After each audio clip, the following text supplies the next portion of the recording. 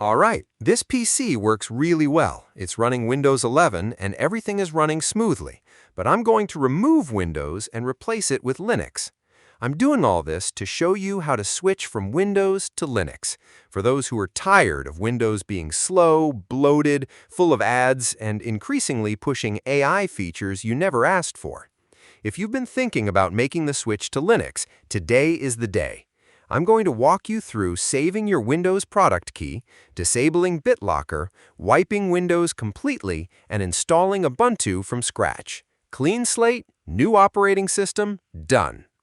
Stop here before doing anything else. This process completely erases your hard drive. Every file, every application, every setting, gone. Whatever you want to keep must be backed up to an external drive or cloud storage right now. Let's get started right away. The first thing to do is to save your Windows product key. If you ever need to return to Windows or activate it on different hardware, you'll want your product key. Once Windows is gone, it's gone. Open Command Prompt as administrator. Type WMIC path software licensing service get OA3X original product key. Press Enter. If the command isn't recognized, that's normal. Open Windows Settings, go to System, then to Optional Features. Click View Features, then see Available Features. Look for WMIC, select it, and then click Add. Wait for the installation to finish. Now run the command one more time. It will work this time. If your PC came with a retail Windows license tied to the hardware, this returns your product key. Write it down or photograph it. Store it somewhere safe offline. If the command returns a blank result, your license is either a digital license tied to a Microsoft account, recoverable via that account, or an OEM license embedded in the motherboard firmware, non-transferable. In either case, note this for your records. Now, let's check and disable BitLocker. BitLocker drive encryption must be disabled before installing a new operating system. Installing Ubuntu on an encrypted Windows drive without disabling BitLocker first can result in the data becoming unrecoverable. Not that it matters for a wipe, but BitLocker can also interfere with the installation process itself. Open Command Prompt as administrator and check the current status. Manage-BDE/status.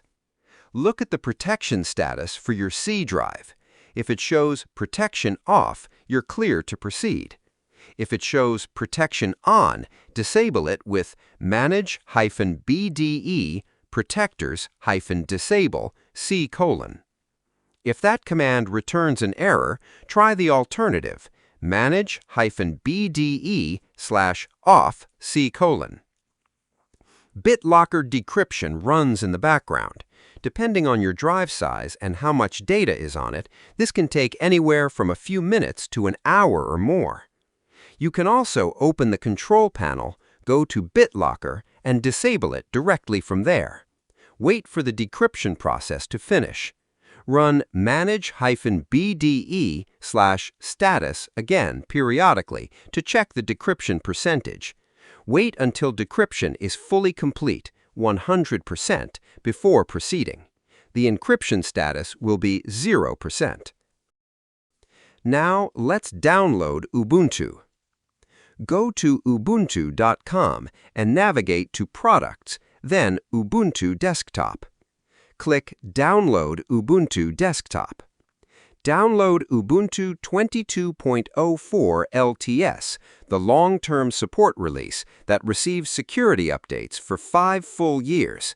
The LTS version is the right choice for a daily driver. If your PC has an Intel or AMD processor, download the version compatible with that system. The ISO is approximately 5 to 6 gigabytes. Download time depends on your connection. While it downloads, get Rufus ready. Go to rufus.ie and download the latest stable Rufus executable. Plug in a USB drive with at least 8 gigabytes. Everything on it will be erased. Open Rufus. Under Device, confirm your USB drive is selected. Verify the letter and capacity. Under Boot Selection, click Select and browse to your downloaded Ubuntu ISO. Select it and click Open. Rufus configures the remaining settings automatically. Partition Scheme, GPT for modern UEFI computers. File System, leave at the detected default. Click Start. Rufus may ask about writing the ISO in DD or ISO image mode. Select Write in ISO image mode for Ubuntu. Confirm the USB wipe warning and let Rufus write the drive. When the status bar shows Ready, your Ubuntu Bootable USB is complete. Plug the USB into your PC. Restart and enter the boot menu. Press F12 on Dell, F11 on HP, F9 on Asus, depending on your manufacturer. The key is usually shown briefly at the bottom of the screen during startup. Select your USB drive from the boot menu and press Enter. The Ubuntu boot menu appears. Select Try or Install Ubuntu and press Enter. Ubuntu loads its GNOME 50 live environment. Give it a minute or two. Select your language, click Next. If you're using a desktop computer and RAID is enabled, you'll likely encounter this error. To resolve the issue, restart your PC and enter the BIOS again. Restart your PC. Press F2 at the Dell logo to enter the BIOS. Navigate to System Configuration or SATA Operation. Change the setting from RAID/RST to AHCI and save your changes. Next, follow the same procedure to boot from the bootable USB drive. Select your language and keyboard layout. Click Next. Network. Connect to Wi-Fi or wired connection for a better installation experience. Ubuntu downloads updates and drivers during setup. Select Install Ubuntu. Click Next. Select Interactive Installation. Click Next. Choose Extended Selection for a complete starting set, including LibreOffice, Media Codecs, and essential utilities. Third-party software. Check both boxes. Download updates during installation and install third-party software for graphics and Wi-Fi hardware. This ensures your hardware works correctly from first boot. Disk Setup, the critical screen. You'll see options for how to use your disk. Since we're doing a complete Windows replacement, select Erase Disk and install Ubuntu. This wipes everything on the selected drive and installs Ubuntu using the full disk. Verify you've selected the correct disk. Check the size and label match your target drive. Click Next. User account. Enter your name, computer name, username, and password. Choose a strong password. This is your administrator account for the system. Write it down somewhere safe. Select your time zone. Click Install on the confirmation screen. Ubuntu begins the installation, copying files, configuring the system, installing GNOME, and setting up your user account.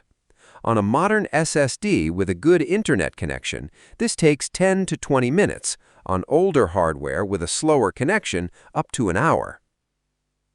When the progress bar completes and Ubuntu shows the completion dialog, click Restart Now.